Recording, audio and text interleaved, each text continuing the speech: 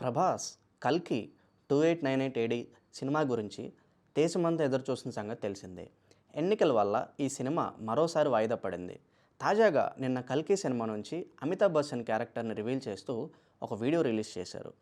ఈ సినిమాలో అమితాబ్ బచ్చన్ అశ్వత్థామగా కనిపించబోతున్నట్లు తెలుస్తుంది. ద్వాపర యుగం నుంచి విష్ణువు చివరి అవతారం కల్కి కోసం ఎదురు చూస్తున్నట్లు అశ్వత్థామ ఈ గ్లిమ్స్లో తెలిపారు. దీంతో ఈ సినిమాపై మరిన్ని అంచనాలు పెరిగాయి. అయితే టెక్నికల్గా కూడా కల్కి హాలీవుడ్ రేంజ్లో ఉండబోతుందని గతంలో రిలీజ్ చేసిన గ్లిమ్స్తో తెలిసిపోయింది. తాజాగా రిలీజ్ చేసిన అమితాబ్ గ్లిమ్స్లో షాట్స్ అన్నీ కూడా చాలా పర్ఫెక్ట్గా ఉన్నాయి. ఓ షాట్లో అమితాబ్ యంగ్ లుక్లో కనిపిస్తారు. ఈ లుక్లో అచ్చం అమితాబ్ యంగ్గా ఉన్నప్పుడు ఎలా ఉన్నారో అలాగే ఉన్నారు. ఇటీవల ఆదిపురుష్ గ్రాఫిక్స్పై ఆచార్యలో చిరంజీవి యంగ్ లుక్పై తీవ్ర విమర్శలు వచ్చిన సంగతి తెలిసిందే.